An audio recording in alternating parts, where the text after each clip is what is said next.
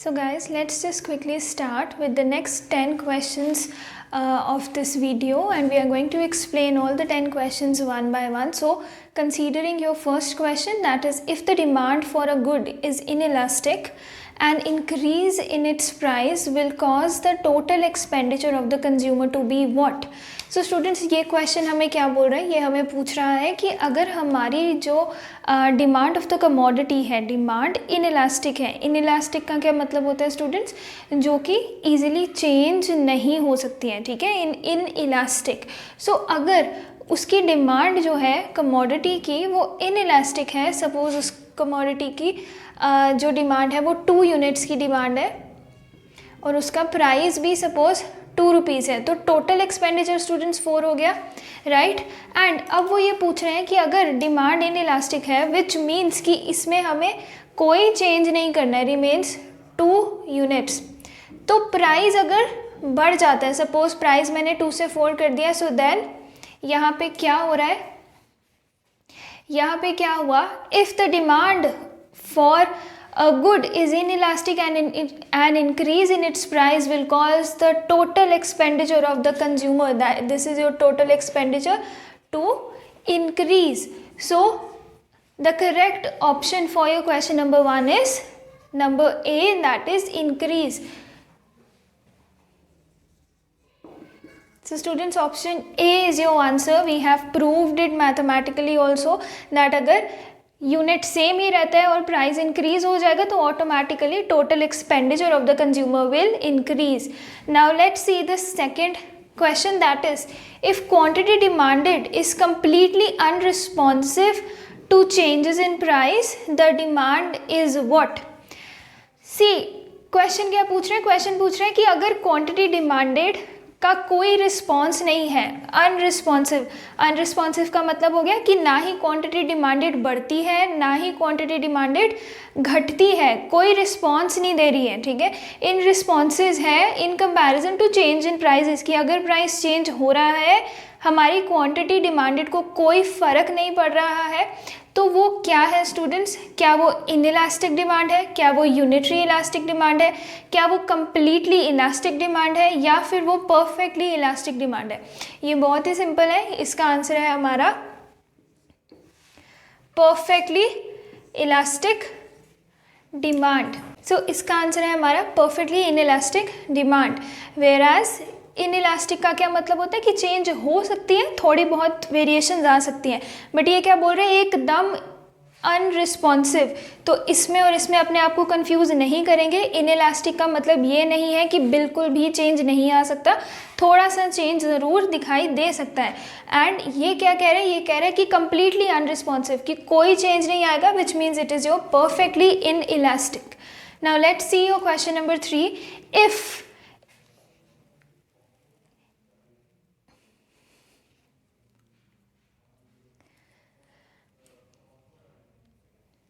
So now let's see your question number 3, which is saying if price elasticity of demand, that is ED, if price elasticity of demand is very low, it shows that the commodity is what?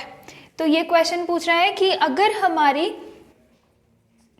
Elasticity of demand जो है वो बहुत ही ज़्यादा कम है, विच somehow means कि वो कहाँ पे है, वो इन इलास्टिक के पास है, ठीक है. तो हमारी अगर इलास्टिसिटी ऑफ डिमांड मतलब डिमांड में चेंजेस आना बहुत ही कम है, तो वो किस टाइप की कमोडिटी होगी? क्या वो हमारी नेसेसिटी होगी, या वो कोई लग्जरी होगी, या वो कोई ऐसी चीज़ होगी जिसकी बहुत ही कम इम्पोर्टेंस है हमारे बजट में, या फिर वो होंगी ए और सी दोनों. सो स्टूडेंट्स, इसका आंसर क्या है? इसका आंसर है option number D. The correct answer is option D. Why? क्योंकि अगर तो नेसेसिटी है, नेसेसिटी में क्या क्या आ जाएगा, जैसे कि सॉल्ट, किचन का सामान, टॉयलेटरीज, तो ये सब क्या है, ये एक आम इंसान की एवरीडे की नीड है, नेसेसिटी है. तो अगर इनमें वेरिएशंस आएंगी, यू कांट डू एनीथिंग. अगर इनका प्राइस इंक्रीज होता है, you have to have it, you have to consume it. So इसमें आपकी कोई खास चेंजेस नहीं आएंगी. So number 1, it is a necessity thing. Otherwise luxury तो नहीं है। सी पार्ट क्या कहते हैं, have a little importance in total budget. Now आपके बजट को अगर वो चीज़ ज़्यादा नहीं हिलाती है, फॉर एग्जाम्पल आज आपको आपकी मदर ने या किसी ने बोल दिया कि जाके get some pins from the market, so the point is कि अब वो पिन्स का पैकेट पहले 2-3 साल पहले 10 रुपये का मिलता होगा, अभी 12, 13, 15 का भी हो जाएगा। You are going to get it, why? क्योंकि उसमें आपको इतना वेरिएशन नहीं लगा। सो उसके बेशक उसके प्राइस में चेंज हुआ, लेकिन आपको पता है कि वो कभी कभार लाने वाली चीज़ है, कि वंस इन अ वाइल ज़रूरत पड़ गई, कभी कभार लाने वाली चीज़ है, प्लस उसने आपके बजट को कोई इतना खास नहीं हिलाया। सो ये दोनों ही ऑप्शंस जो है वो करेक्ट हैं for your question number 3, that ED is very low. It shows that commodity is a necessity as well as it has little importance in the total budget. Now let's move towards the question number 4.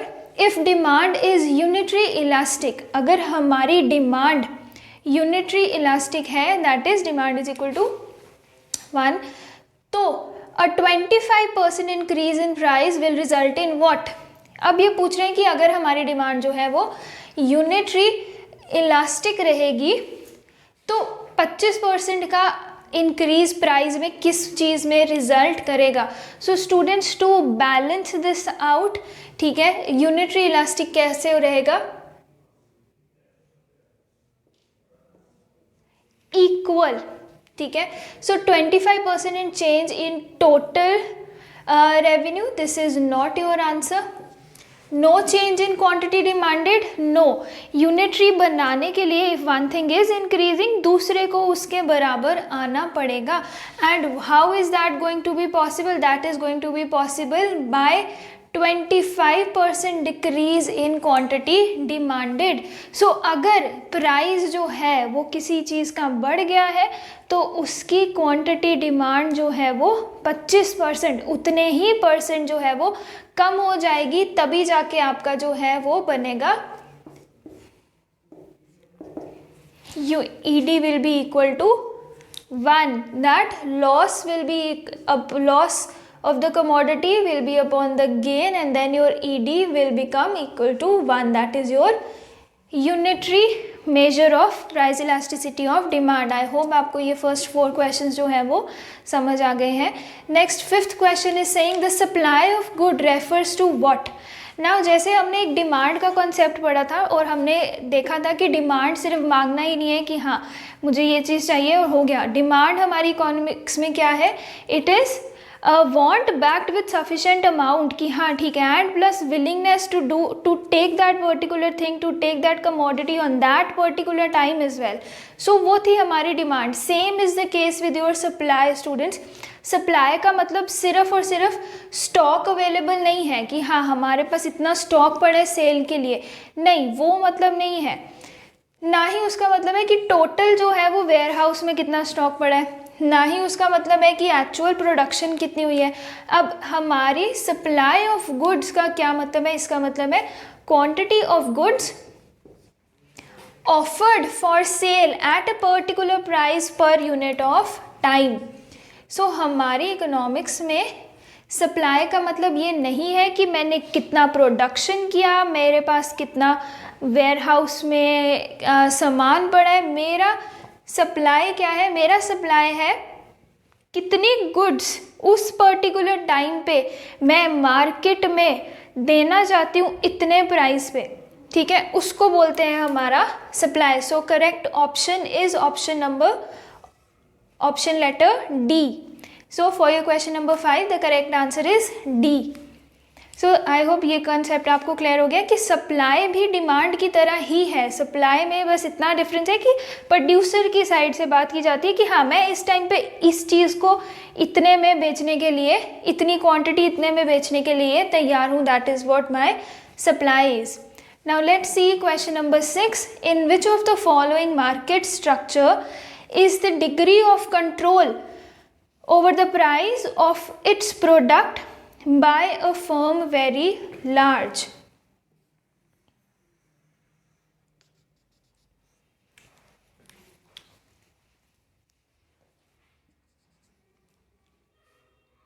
Okay, so sixth question is telling you what, sixth question आपसे पूछ रहा है कि कौन से market structure में, हमने 4 market structures किए हैं. If any one who is unclear with what are the market structures, I request आप जाके प्रीवियस वीडियोस देख सकते हैं, you will get the clarification कि मार्केट स्ट्रक्चर्स क्या है. सो ये क्या पूछ रहे हैं, ये पूछ रहे हैं कि कौन सा ऐसा मार्केट स्ट्रक्चर है स्टूडेंट्स कि जिसमें प्राइस ऑफ द प्रोडक्ट जो है वो फर्म जो है वो कंट्रोल करती है, पर कैसी फर्म्स, वेरी लार्ज फर्म्स. सो अगर आपने प्रीवियस वीडियोस देखी होंगी तो उसमें एक फीचर था, कौन सी मार्केट का फीचर है, लार्ज फर्म्स होना, less number of firms, but वो फर्म्स कौन सी थी, वो फर्म्स थी लार्ज फर्म्स. और वो फीचर है हमारे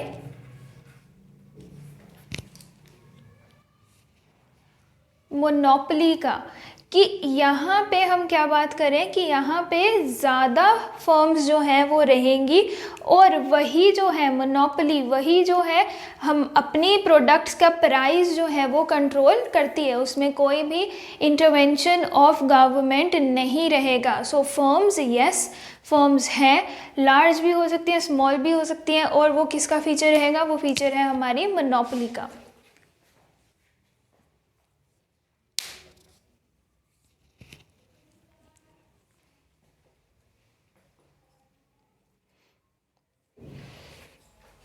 Okay students, now let's see question number 7. Under conditions of perfect competition in the product market, what should be done to attain the equilibrium? So ये क्या पूछ रहे हैं, ये पूछ रहे हैं कि प्रोडक्ट मार्केट में अगर हमारी जो परफेक्ट कंपटीशन मार्केट है, परफेक्ट कंपटीशन में प्रोडक्ट मार्केट का इक्विलिब्रियम कैसे बनेगा. सो स्टूडेंट्स इसका आंसर है हमारा पार्ट ए,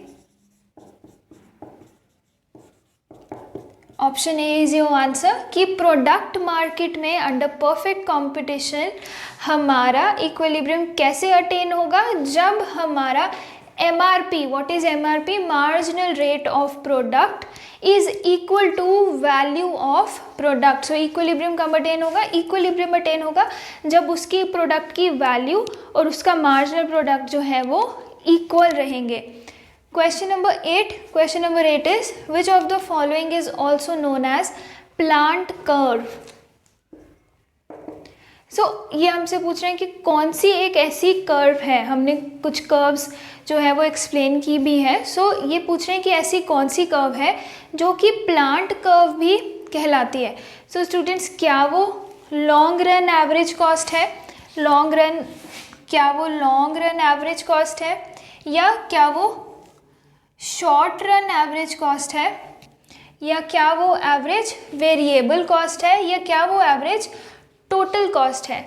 सो आपसे पूछा जा रहा है कि कौन सी ऐसी कर्व है जिसका नाम प्लांट कर्व भी है. सो स्टूडेंट्स इसका आंसर है option B, short run average cost.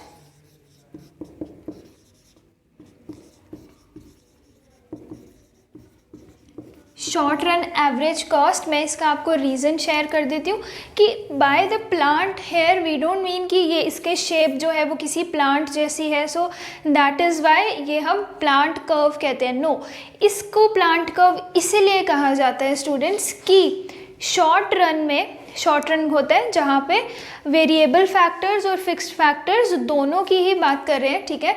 So a firm short run ऐसा है जहाँ पे एक फर्म जो है वो किसी भी एवरेज कॉस्ट पे वर्क कर सकती है, प्रोवाइडेड उसको साइज ऑफ द प्लांट पता हो. Now what is the size of the plant, size of the unit, the machinery, the factory, the place, the unit production. So उसको उस प्लांट का, it is not your any, कोई ये plant कोई generic plant नहीं है, instead ये technological plant है, ठीक है. सो इसको हम ये नहीं बोल सकते हैं कि SAC which is short run average cost plant की शेप में कर्व है तो इसीलिए वो एक प्लांट कर्व कहलाती है. नो, इंस्टेड वो क्यों प्लांट कर्व कहलाती है, क्योंकि वो किसी भी शॉर्ट रन में एक फर्म किसी भी एवरेज कॉस्ट पे ऑपरेट कर सकती है, प्रोवाइडेड उसको प्लांट का साइज पता हो, प्लांट मशीनरी का, उसकी प्रोडक्शन कैपेसिटी का साइज पता हो. I hope question number 8 is clear to you. Now moving towards your question number 9, price of a product is determined in a free market by what? Price of a product is determined in a free market by what? So कौन determine करता है हमारी free market में? क्या ऐसी चीज़ें हैं जो फ्री मार्केट में प्राइस को डिटर्मिन करती है? So students, it is such a basic concept कि कहीं पे भी कमोडिटी का प्राइस ऐसे ही नहीं बना दिया जाएगा. वो हमेशा और हमेशा क्या कंसीडर करके बनाएंगे कि हाँ, कितनी डिमांड है उस प्रोडक्ट की मार्केट में और कितना सप्लाई हो सकता है. अगर तो सप्लाई ज़्यादा हो सकता है और डिमांड, अगर तो हम बोल सकते हैं कि डिमांड उसकी ज़्यादा है, तो कहीं ना कहीं प्राइस जो रहता है, प्राइस क्या रहता है, प्राइस थोड़ा हाई रहता है. क्यों? क्योंकि डिमांड ज़्यादा है. ठीक है, तो उसको लेवल करने के लिए प्राइस हाई कर देते हैं. ऑन दी अदर हैंड, तो हम क्या बोल रहे हैं कि ये सिर्फ इसी में नहीं है कि हाँ, कि गवर्नमेंट डिसाइड करेगी या सिर्फ डिमांड कंसीडर करते हैं, सिर्फ सप्लाई कंसीडर करते हैं. नो, ये सब चीज़ें कंसीडर करते हैं कि हाँ, कितनी डिमांड है मार्केट में और कितने पैसे पे हम उस चीज़ को सप्लाई कर सकते हैं. सो टेक्निकली इसका आंसर आपका क्या है? Both A and B. That for making the price of the product क्या देखा जाता है?